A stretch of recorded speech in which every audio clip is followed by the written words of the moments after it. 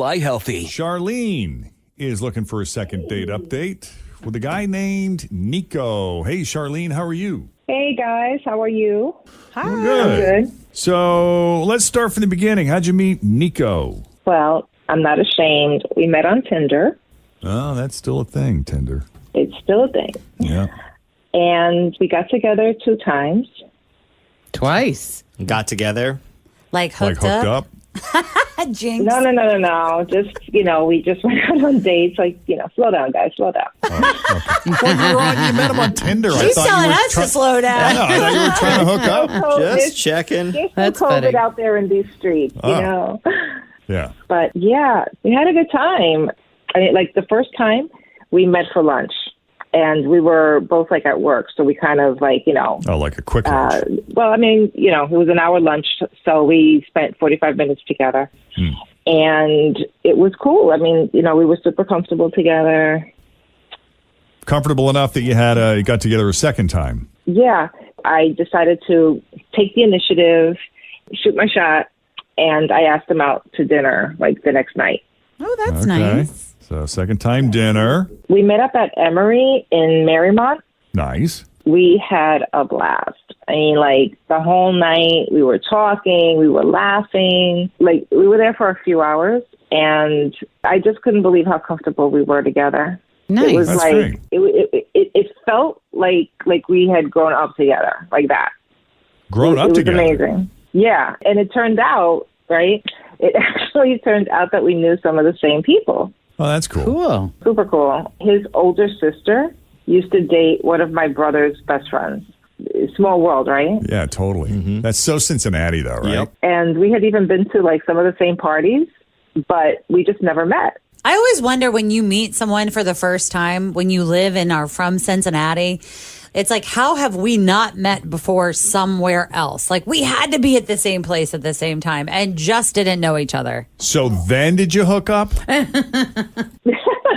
So when did the hookup happen? Actually, we did go back to my place for a little while after dinner, but no, we did not hook up. Okay. There was no sex involved. All right. But he did kiss me a few times, and that was really nice. When he left, I just knew, for sure, that we were going to keep seeing each other. And what are you basing this information on, Charlene? Was it the kiss? Well, the way we were vibing over dinner and the kisses, they were really good kisses. So did you make plans at that point? Did you leave it open? How was it left? Yeah, we left it open. He left, and I have no clue what went wrong, guys. Because the second time you asked him out, because you're the one who initiated dinner, so I feel like the ball is in his court. Right. At this point. Yeah, that's how I feel too. And plus, even though I asked him out, I still want to be pursued a little bit. I don't want to chase the guy. Right. I was just when I asked him to dinner, it was because I kind of felt I wanted him to know that it was okay. Because sometimes guys get shy. Yeah. Yeah.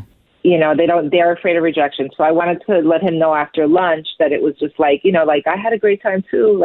We should do dinner kind of thing. And that's how that came to be. Right. But I'm not going to be, calling him up, asking him for dinner all the time. That's crazy.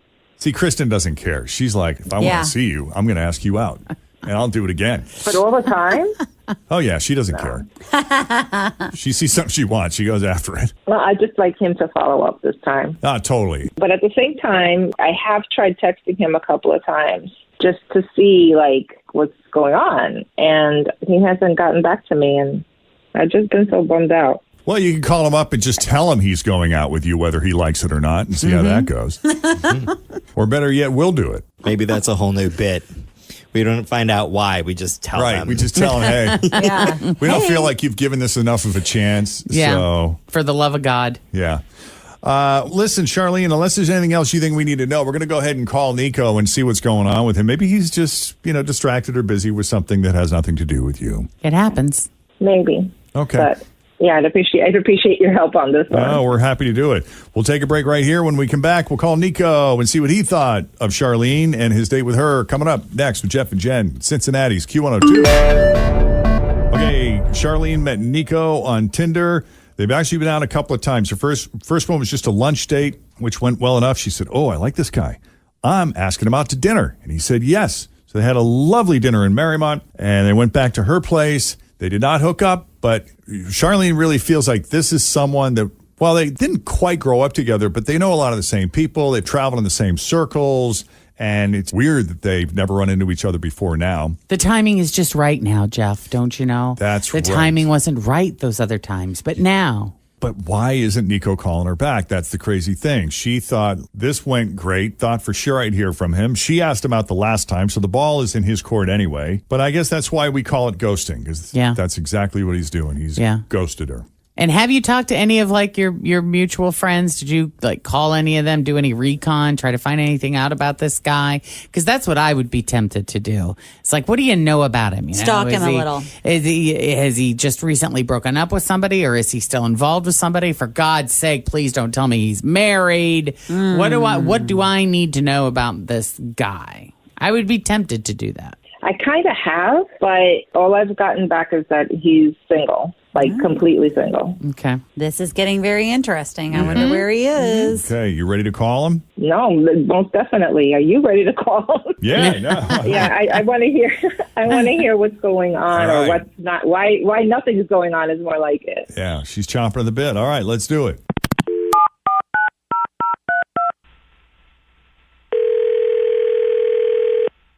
Hello. First ring, look at that. Hi, is this Nico? Yeah, who's this? It's Jeff and Jenn at Q102. How are you this morning? Why are you guys calling me? Well, the truth is, What's going someone on? called us about you. You went on a date recently with Charlene, and she thinks it's kind of remarkable that you guys haven't known each other until now.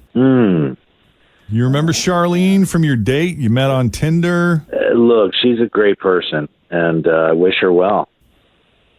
Well, that has an air of finality to it. Yeah, it does. Is there no chance of you guys ever getting together again? I think things were there. It seemed like we had a good rapport, and she's cute as a button, but, it just got weird, really weird at her place, man. It got weird. Yeah. I got back to her place and started kissing her, and all of a sudden she just started tickling me. Yeah? I thought, well, maybe she's just playing around. And side note, I really hate tickling. I have like a real stigma about it because my relatives used to pin me down and tickle me like until I would piss myself. Back in the day. Because you'd laugh so yeah. Tickling can be traumatic for children. People don't get that. This whole body autonomy things, the things that we do to kids, go hug your creepy Come uncle. over here, let me give you a noogie. I know. And if kids don't, we kind of teach kids at a young age to tolerate touching that they don't like when we make them hug and kiss relatives that, you know what I mean? That's what they say. They're supposed to. You're supposed to say, instead of go give grandma a hug, you're supposed to say, would you like to give grandma a hug? And you're if they say yes, go for it. Correct. If they say no, don't make them. Right, and don't tickle him until he pees his pants. Yeah. Especially if you were probably saying the whole time, stop it, right? She wouldn't stop. I was just like, hey, whoa, enough. And no doesn't mean no to her. She just kept going. I'm very ticklish. I'm not You a are fan of it extremely ticklish. either. Yeah. You are. Like, even if you barely touch Jeff's, like, top of his collar, even thinking about me touching it right now, he's kind of like, hey. God forbid you come up behind him and he doesn't know you're there and you touch him. He jumps. He startles. Oh, yeah. For My sure. arms go flailing Yeah. everywhere. He's broken people's Back off. noses just for walking up behind him For and sure. tapping him on Accidentally. the side. Yep. Well, I didn't break her nose, but I didn't understand why she just wouldn't stop. And then finally, I just was look, it's getting late. So, yeah, that's the story. That's why I'm not calling her back, and I'm not interested. Oh, wow. That's wild. Okay. We have Charlene on the line. What was the tickling about? Is that just a move of I was yours? just Or trying to get close to him. Yeah, like I was just trying to, get his defenses down. Not, just be Loosen him up a little. cute. Like you do that when you're kids. When you like somebody, you're just trying to, it's like making a move on him. But my gosh, how am I supposed to know that he's got childhood trauma? Well, I mean, do you normally do that? Do you woo and you're just getting all tickly with somebody? I just felt really comfortable with you. I mean, we said it felt like we've known each other since we were kids. So I guess I was just right, but we're not like children. With you.